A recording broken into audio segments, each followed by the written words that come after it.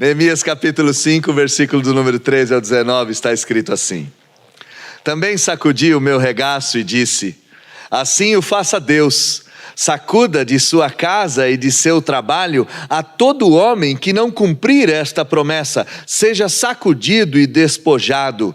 E toda a congregação respondeu: Amém. E louvaram o Senhor. E o povo fez segundo a sua promessa. Também desde o dia em que fui nomeado seu governador na terra de Judá, desde o 20º ano até o 32º ano de Artaxerxes, 12 anos, nem eu nem meus irmãos comemos o pão devido ao governador. Mas os primeiros governadores que foram antes de mim oprimiram o povo e lhe tomaram pão e vinho, além de 40 siclos de prata. Até os seus moços dominavam sobre o povo.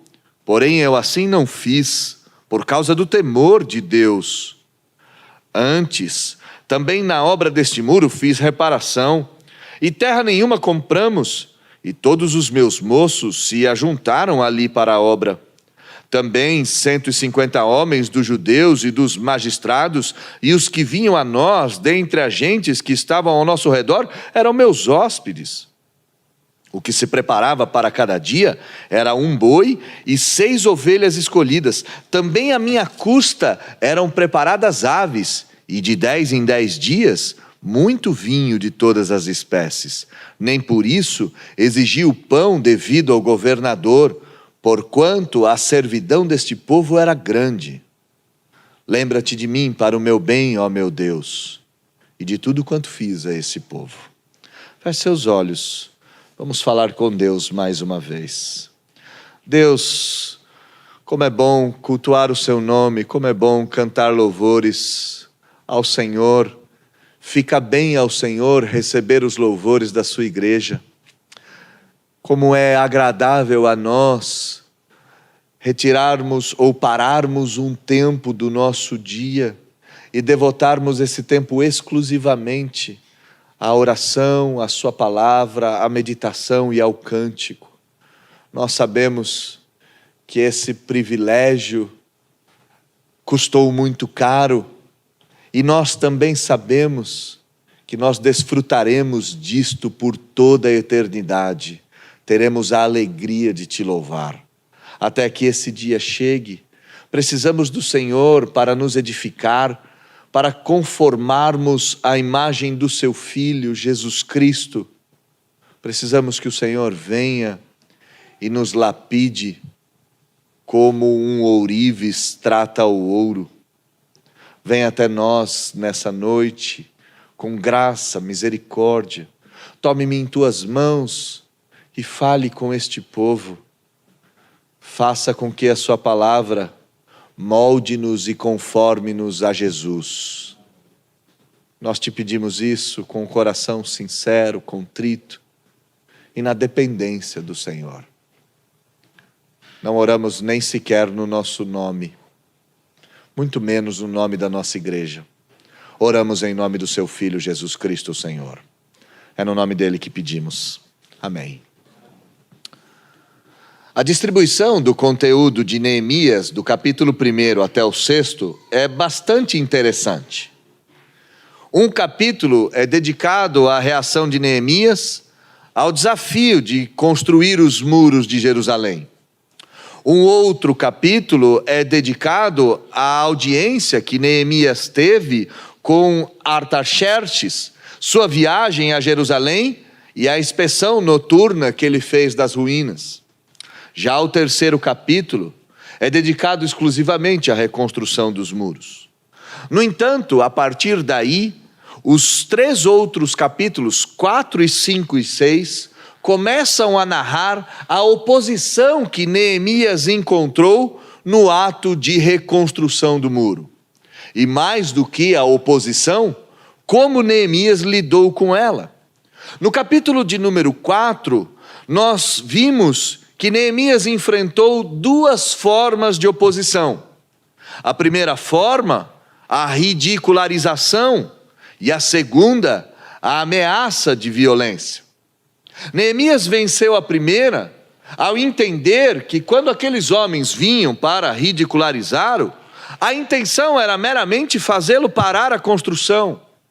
E ele reage a essa ridicularização, orando ao Senhor, esperando justiça do Senhor, sem sequer tirar a mão do arado por um só minuto.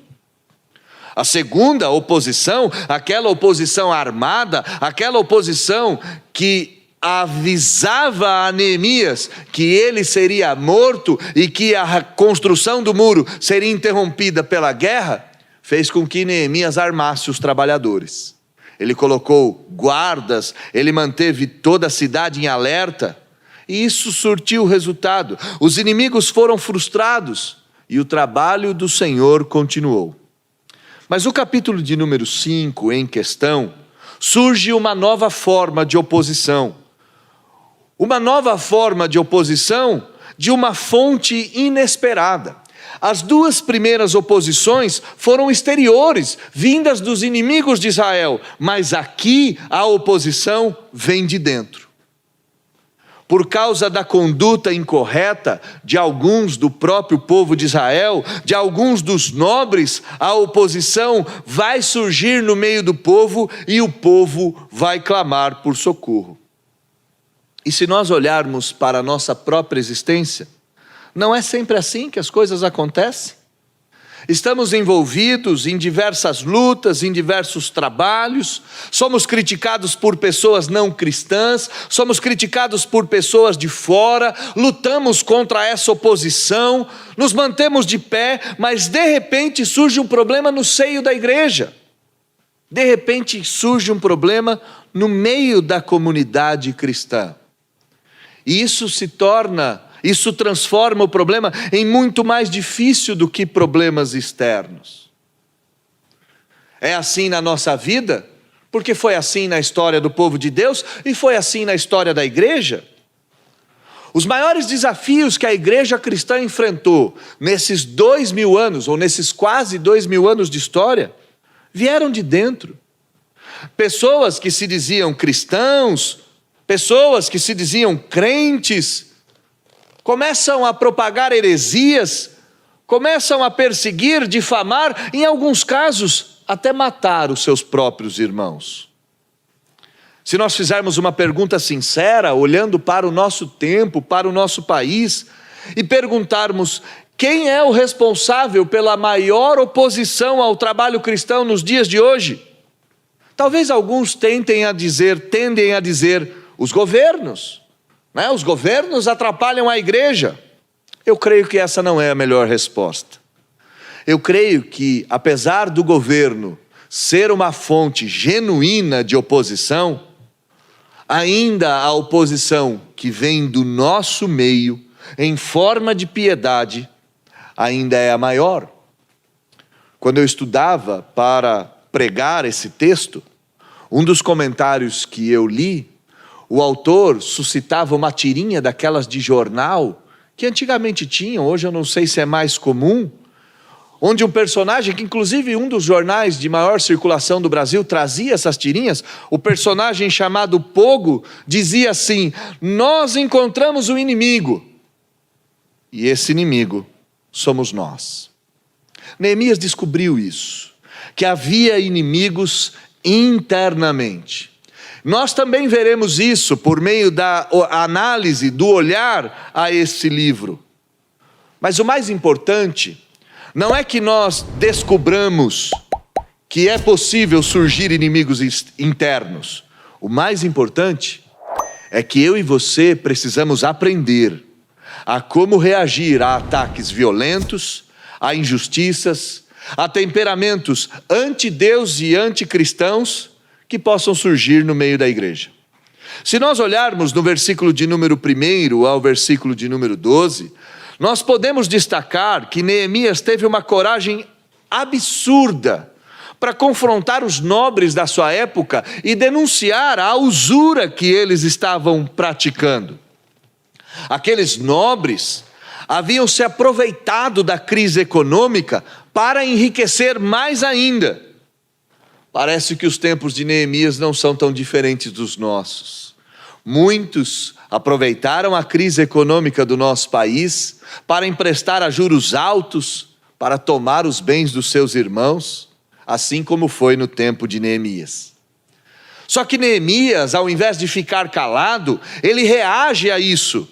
E no versículo 11, ele mostra de forma muito clara que os nobres estavam errados e tinham que retroceder. Olha comigo na sua Bíblia, no versículo 11, Neemias disse: restitui-lhes hoje, vos peço, as suas terras, as suas vinhas, os seus olivais, as suas casas, como também o 100º do dinheiro, do trigo, do vinho, do azeite que exigistes deles. Devolvam tudo que vocês tomaram. Devolvam todas as coisas que vocês, por usura, por ganância, acabaram retirando dos seus irmãos. Para minha surpresa, para sua surpresa, para nossa surpresa, no versículo 2 diz que os nobres disseram: sim, nós vamos devolver, nós faremos exatamente como dizes. Neemias então chama os sacerdotes e faz com que eles jurassem que devolveriam o dinheiro. Após os nobres jurarem que devolveriam cada centavo, Neemias acrescenta de forma profética, por meio de um sinal, aquilo que ocorreria e aconteceria com esses homens se eles quebrassem o testemunho. Versículo 13, Neemias diz: também sacudi o meu regaço e disse: assim o faça Deus, sacuda da sua casa e de seu trabalho a todo homem que não cumprir essa promessa, seja sacudido e despojado. Neemias pegou a ponta da sua vestimenta e sacudiu essa vestimenta, sacudiu ela de um lado para o outro e diz: assim faça Deus com todo aquele que não obedecer e não cumprir esse juramento. Nós, na semana passada, por meio da exposição do reverendo Jonatas, nós vimos a oposição que Neemias enfrentou. Nós vimos que os nobres primeiramente reagiram de forma errada, mas depois se converteram. Mas nós também vimos a coragem deste homem em desafiar os seus irmãos que estavam roubando os campos, os vinhedos, as casas. Neemias é um homem de fé, quando aponta para o erro e diz: vocês estão errados. E Neemias, de forma muito inteligente, faz com que todo o povo se comprometa. A grande pergunta que nós fazemos ao olharmos para esse texto é: como Neemias enfrentou os desafios internos da igreja? Nós já vimos como ele enfrentou os desafios externos. Agora, como que ele teve forças para superar o desafio que surgiu entre as cadeiras da igreja? Como que ele demonstrou, ou como que ele teve coragem, ou como ele encontrou aquela palavra que está tão na moda nos dias de hoje, resiliência, diante de tão poderosos opositores? Como que ele não entrou em depressão, não chutou tudo e não foi embora? E esse é o tema da nossa noite. Como suportar a atroz oposição? Como eu e você podemos suportar desafios desta magnitude e não sermos derrotados por eles? Em primeiro lugar, Neemias nos mostra o primeiro ponto que eu e você temos que ter para conseguirmos reagir a esses desafios. Volta um pouquinho lá no versículo de número 7, na parte final. O versículo de número 7 diz: Neemias disse a esses homens, a esses malfeitores que surgiram no seio do povo de Deus e que estavam roubando os seus irmãos, Neemias disse a eles: sois usurários, cada um para com seu irmão, vocês são usurários. Neemias disse: nós resgatamos os judeus, nossos irmãos, que foram vendidos a gentes segundo as nossas posses, e vós agora estão negociando os vossos irmãos para se tornarem escravos, para serem vendidos no nosso meio. A grande questão aqui é que Neemias não está falando suas palavras. Neemias está citando a Escritura. Quando Neemias está confrontando estes homens, ele está citando a palavra de Deus. Então eu e você devemos saber que para que nós consigamos responder aos desafios, é impossível sem a ajuda do Senhor por intermédio da sua palavra. Nesse pequeno textinho que nós lemos, Neemias está citando Êxodo, Levítico e Deuteronômio. Ele está confrontando os pecados do povo com a própria palavra de Deus. E aqui, irmãos, nós temos que ser muito sinceros. A maioria dos desafios que nós enfrentamos, nós não acabamos tendo o resultado que deveríamos ter, porque nos falta conhecimento de Deus e da sua palavra. E isso é muito simples da gente detectar. É só a gente procurar na memória qual é o lugar da nossa Bíblia e como ela fica de segunda a sábado. Qual é o lugar que a nossa Bíblia está? Onde ela está? Se você olhar para a sua Bíblia e a capa dela estiver torcida, é porque ela ficou no carro a semana inteira tomando sol. É porque ela não foi aberta e não foi utilizada. Sabe, meus irmãos, esta é a grande verdade do nosso tempo. Nunca se teve tanto a palavra de Deus e ela nunca esteve tão fechada. Se nós vasculharmos o nosso lar, certamente encontraremos meia dúzia de Bíblias. E se nós vasculharmos o nosso coração, perceberemos que as meia dúzia de Bíblias permanecem a maioria do tempo fechadas. Neemias então nos ensina que para enfrentarmos desafios, tanto os externos quanto os internos, que são os mais difíceis, eu e você precisamos da palavra de Deus, mas não adianta ter a palavra de Deus de forma mecânica. Não adianta responder texto contra texto. Não foi isso que Neemias fez. Neemias não disse, está escrito tal coisa, e o outro respondeu. Não ficou num quiz bíblico, numa disputa de quem conhecia mais versículos decorados. Ele conhecia a palavra de Deus por uma segunda característica, mais rara ainda na igreja.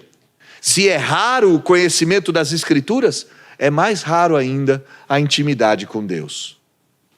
Se nós olharmos o versículo 13, olha o que Neemias faz. Neemias olha para aqueles homens e diz assim: assim faça Deus, sacuda da sua casa e do seu trabalho a todo homem que não cumprir essa promessa, seja sacudido e despojado.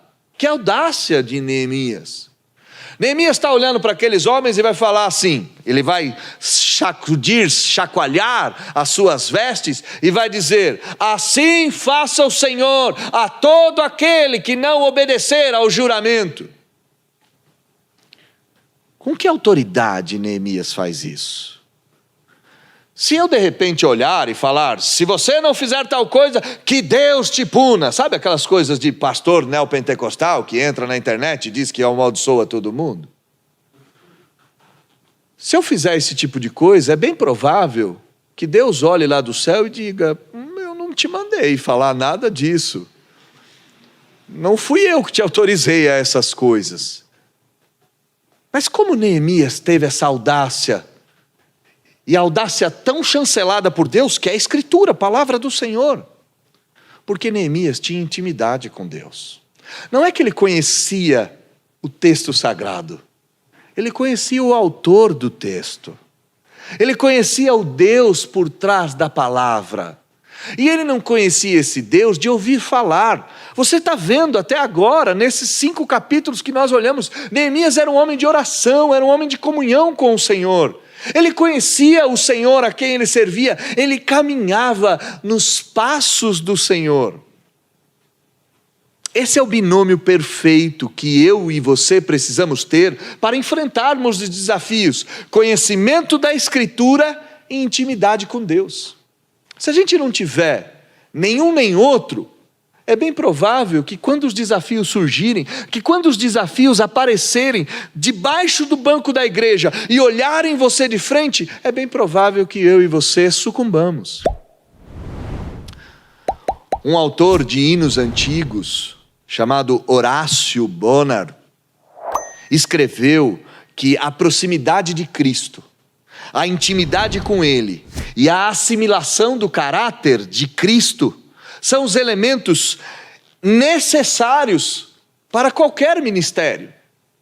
Para qualquer tipo de ministério cristão ou na sociedade que eu e você venhamos a exercer, eu e você precisamos ter proximidade com a palavra, intimidade com a palavra, e nesse sentido é com o Deus da palavra, é com Cristo Jesus, e a partir daí começarmos a assimilar o caráter de Deus, sermos discípulos do Senhor, sermos imitadores do Senhor. E essa característica é muito presente em Neemias.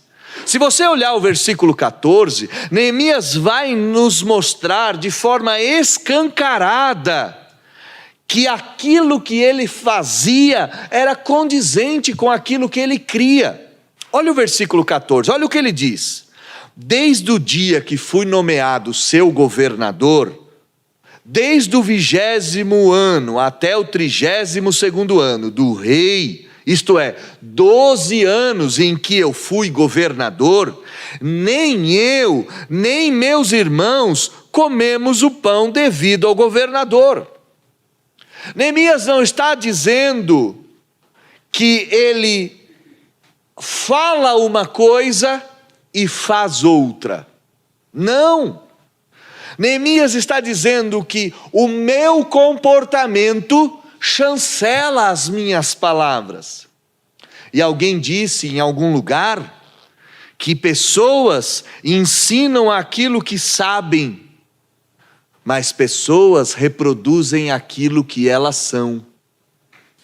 E se nós olharmos para o nosso lar, talvez seja o lugar em que essa verdade seja mais escancarada, porque no nosso lar é muito comum que as pessoas que vivem conosco ouçam as nossas palavras e imitem os nossos atos.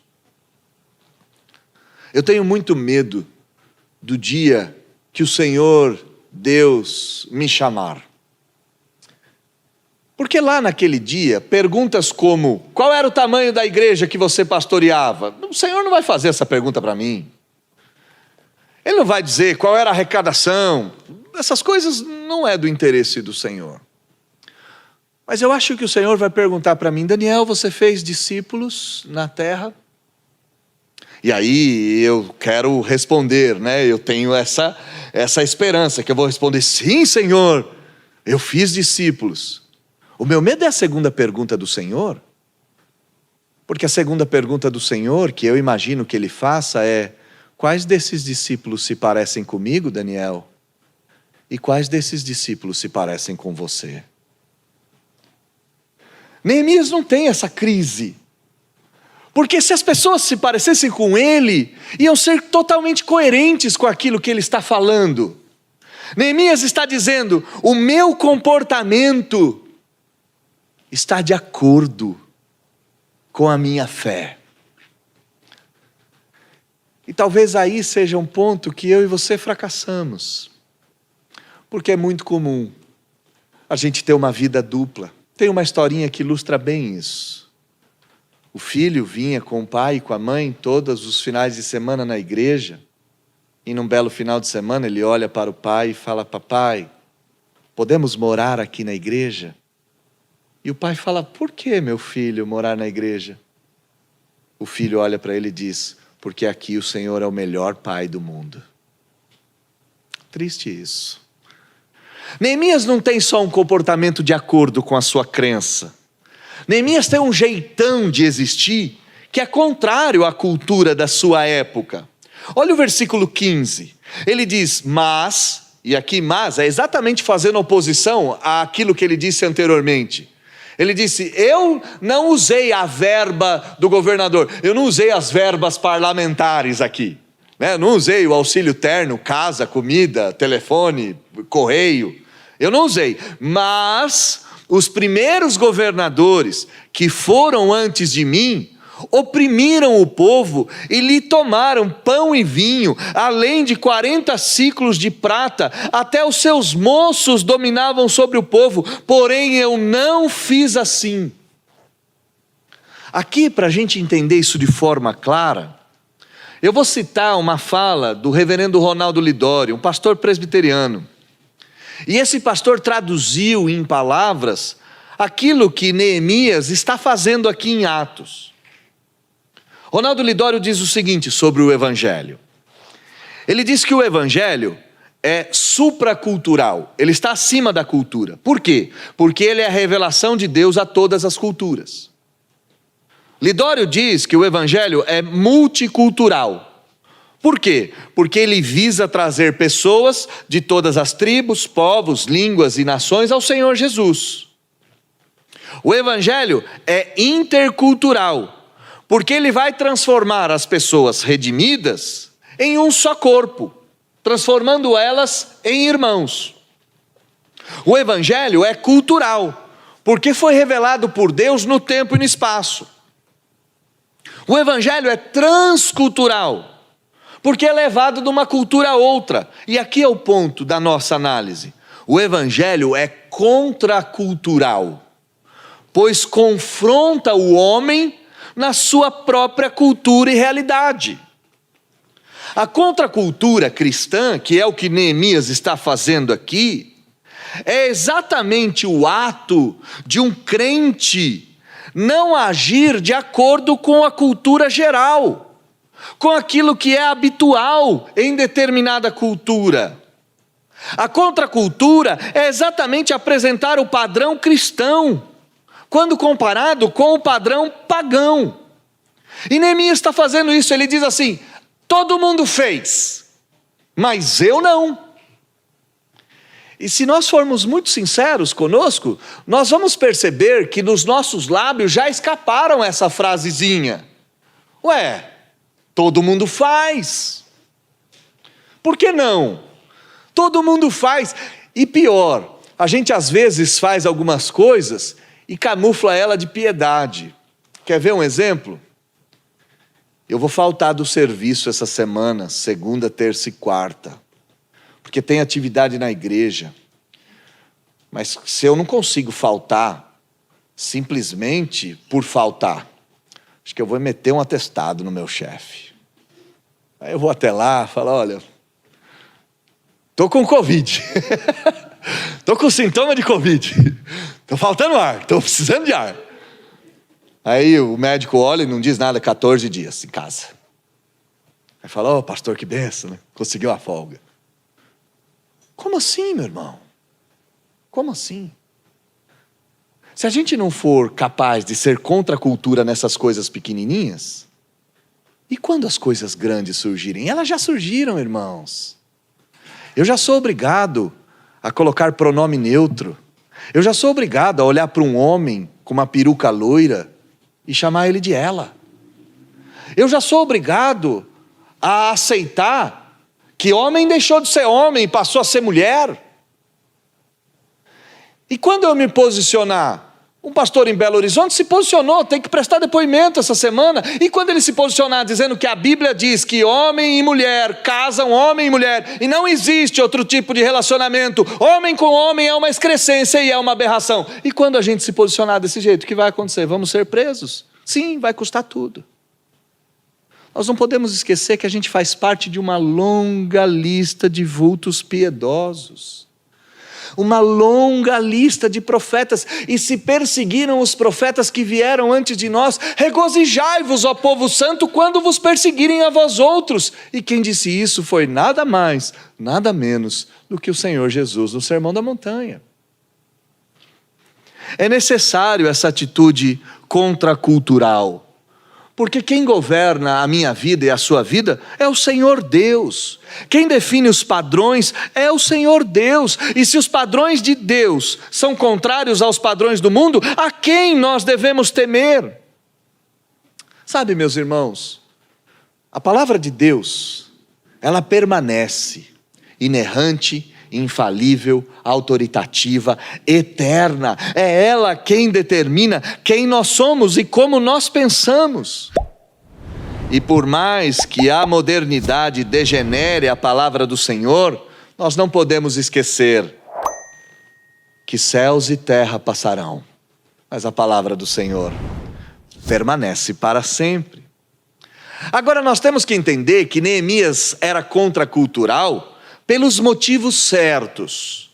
E aqui eu e você devemos olhar mais uma vez para o nosso coração. Porque o comportamento de Neemias em combater a cultura da época não era para obter likes, curtidas, views, fazer amigos, se tornar influencer digital. Neemias não tinha essa ideia. Neemias não está preocupado em causar polêmica para se tornar famoso. O jeito mais fácil de se tornar famoso nessa nossa época é você causar. É só começar a fazer polêmica na internet, você vai ver se você não aparece. Neemias não está fazendo isso por esses motivos. Olha o restinho do texto, por favor, comigo. Ele diz o seguinte, versículo de número 15, lá no finalzinho. Eu não fiz como os demais governadores por causa do temor de Deus. Ele não queria ser o famosinho de Israel. Ele não queria ser aquele que simplesmente age contrário às coisas. Ele queria ser coerente com o temor que ele tinha do Senhor. E aqui vai um alerta muito profundo. Não basta fazer o certo, deve-se fazer o certo pelos motivos certos. Eu devo ser contracultural? Porque temo o Senhor. E sigo a mensagem do próprio Senhor Jesus: não temais aqueles que podem matar a vossa carne, antes temais aquele que pode condenar a sua alma. Então, na balança dos temores, eu devo temer a Deus. Irmãos, a nossa conduta muitas vezes não é íntegra, porque nós esquecemos o ensinamento de Provérbios que diz: o temor do Senhor é o fundamento para a conduta reta. O temor de Deus é a motivação no coração de Neemias. E esse temor faz dele um homem íntegro, um homem abnegado, um homem firme no combate, não só dos inimigos externos, mas até mesmo do combate dos inimigos internos. E essa consciência de temer a Deus, esse estilo de vida, faz com que Neemias tenha um caráter justo. Caráter justo está atrelado ao temor que temos ao Senhor. E não é que Neemias era somente contracultural por causa do temor de Deus. Neemias tinha algo que eu e você também devemos recuperar. Ao invés de Neemias se adaptar ao estado atual das coisas, ao status quo da sua época, Neemias se mantinha atrelado à missão, ao reino. Neemias tinha um olho no rei, no reino e na missão. Olha o que ele diz no versículo de número 16. Antes de agir como os outros governadores, antes de ser como todo mundo, eu também estava na obra. Antes de fazer essas coisas, ou em outras palavras, sabe por que eu não fiz essas coisas? Porque eu estava muito ocupado no trabalho do Senhor. Eu estava com a mão na massa. E por estar com a mão na massa, eu não tive tempo de comprar a terra dos meus irmãos, em troca dos juros que eles não foram capazes de pagar. E meus moços não saíram por aí cobrando abusivamente juros e impostos. Pelo contrário, eu e os meus servos estávamos ali, com a mão na obra. Eu dediquei-me ao trabalho do muro e não me dediquei ao adquirir terras. Note bem, o coração de Neemias está no reino e na missão. O coração de Neemias não está em adquirir bens nesse mundo. E não é pecado nenhum adquirir bens. O pecado é onde depositar o nosso coração. O coração dele está na missão. Não está em ficar rico. Que oportunidade que ele teve de ficar rico? as colheitas baixas, o povo pedindo dinheiro emprestado, os juros abusivos. Quando o povo não tinha condição de pagar os juros, pagava com terra. Quando não tinha condições de pagar com terra, pagava com as filhas. Quando não tinha condição de pagar com as filhas, pagava com os filhos ou com a própria vida. Que oportunidade de ficar rico. Milhões de escravos. Neemias é o governador, está cheio de dinheiro, tem verbas parlamentares. Mas ele diz, não. Eu estava focado naquilo que eu tinha que fazer. E aquela ideia, que não é bíblica, mas muita gente acha que é, né? E se ela fosse bíblica, ela deveria estar no livro de Inventares, né? Só tem algumas coisas que só existem no livro de Inventares, não existe em outro lugar, que é a ideia de mente vazia é oficina do diabo. Onde está esse texto na Bíblia? Não existe, não tem esse texto na Bíblia. Mas é uma grande verdade. Porque se você reparar na sua própria existência, você vai perceber que quando sua mente estava desocupada, foi exatamente aí que você encontrou tempo para fazer besteira. Neemias está ensinando, não tinha tempo, meu Deus do céu. Eu tinha uma missão a fazer, eu não tinha tempo de ficar pensando em outras coisas. Se o meu coração e o seu estiver no reino e na missão, nós não temos tempo de fazer bobagem. E, consequentemente, não vamos ter tempo de ter as nossas orelhas puxadas. Mas há mais uma característica ainda. Neemias não só conhecia a Escritura e conhecia o Senhor. Neemias tinha um caráter bíblico. E esse caráter bíblico fazia com que ele fosse contracultural. E ele era contracultural porque temia a Deus. Ele não se adaptava a esse status quo.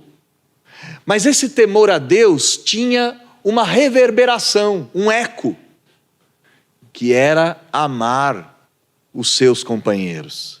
Neemias tinha uma compaixão pelos seus irmãos, um amor pelos seus pares, que ele jamais chamaria os seus conservos de seus servos. Versículo 17, ele diz também, 150 homens dos judeus e dos magistrados e os que vinham a nós, dentre as gentes que estavam ao redor, eram meus hóspedes. Olha o que ele está dizendo, ao invés de cobrar o povo, eu tirava do meu bolso e fazia de 150 judeus meus hóspedes.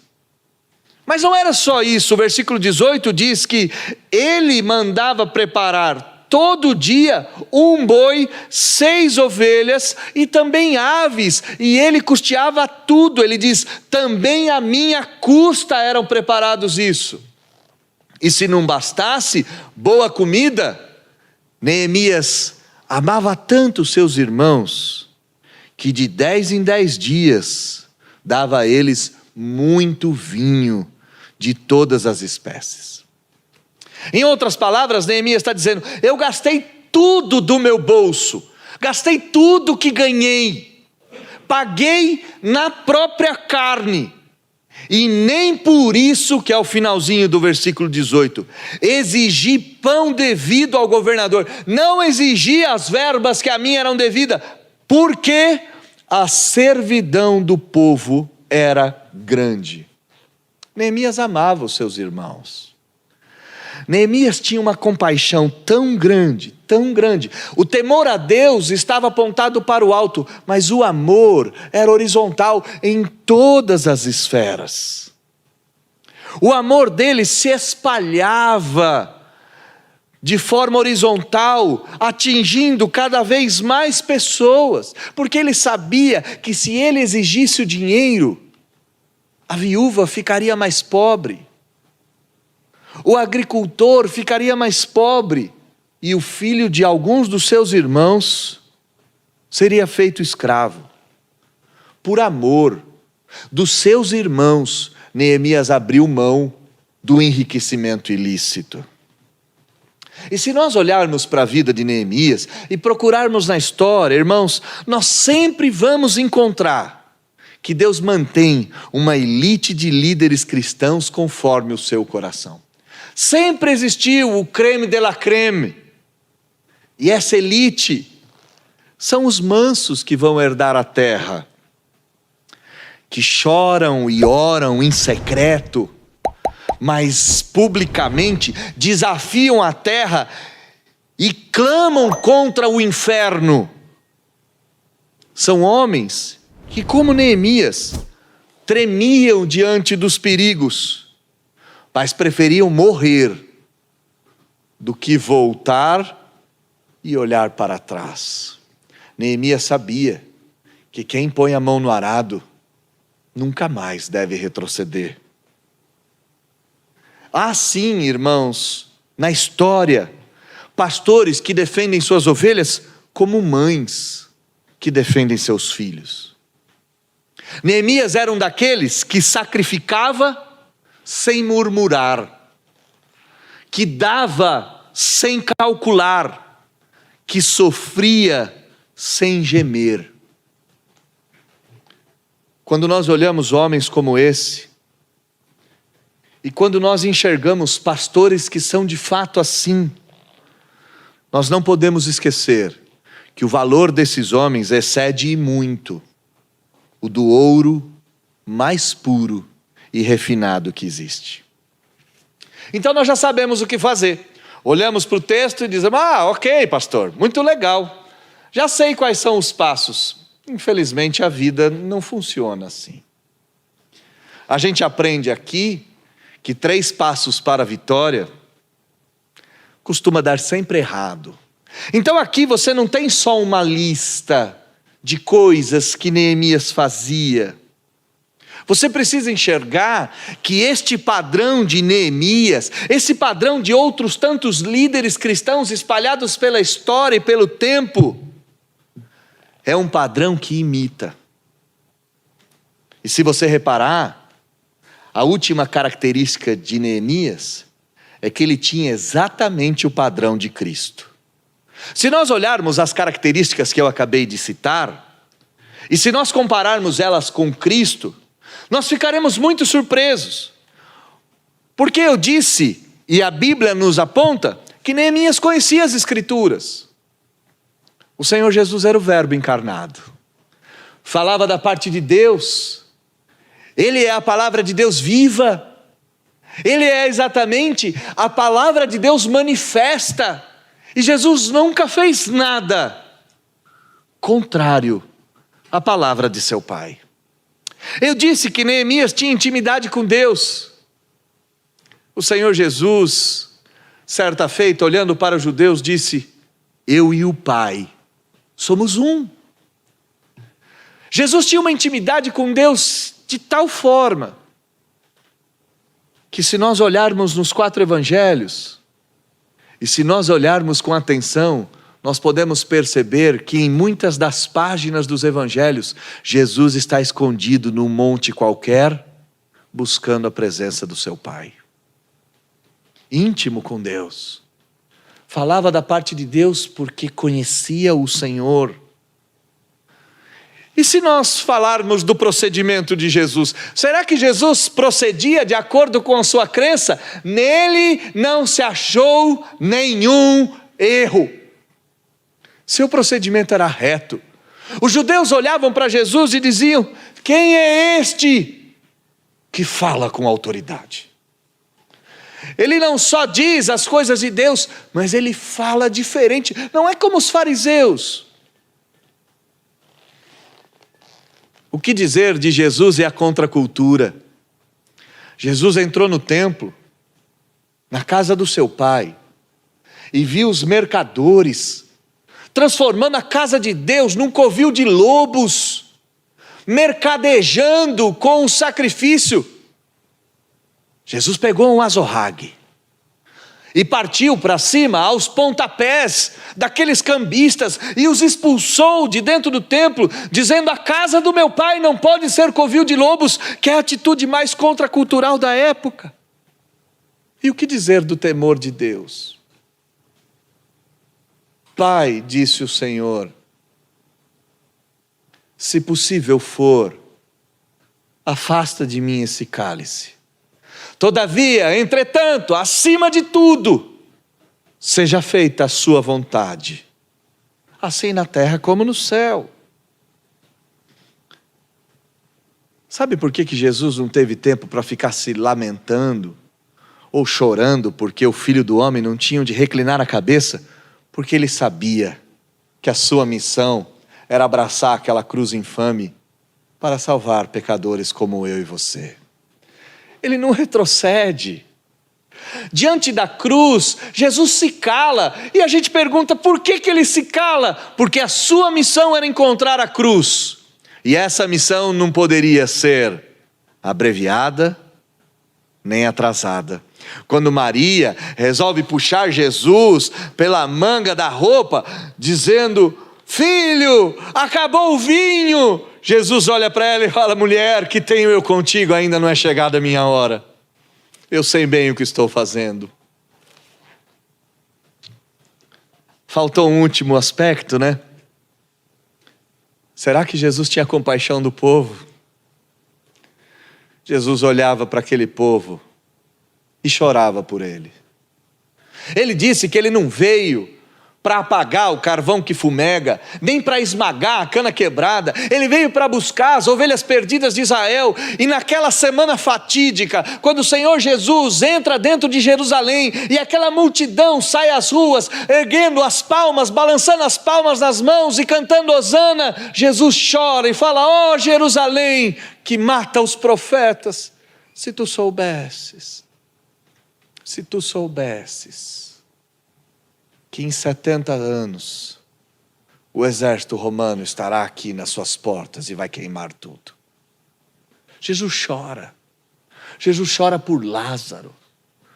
Jesus ama aquelas pessoas. O jovem rico que não é capaz de abrir mão do seu dinheiro por amor ao Senhor Jesus. Aquele texto é um dos textos mais belos que eu vejo no Evangelho, porque a Bíblia diz Jesus o amou. Esse é o padrão. Não é só o que fazer, é por que fazer. Esse é o padrão do reino de Deus. Esse é o padrão daquele que não veio para ser servido, mas veio para servir e dar a sua vida em resgate de muitos. Não é uma lista, é uma imitação. Não é simplesmente ticar, eu estou fazendo isso, pastor. Não. É seguir os passos daquele que nós cremos. E esse seguir os passos gera algo, gera uma esperança, gera uma certeza de consolação.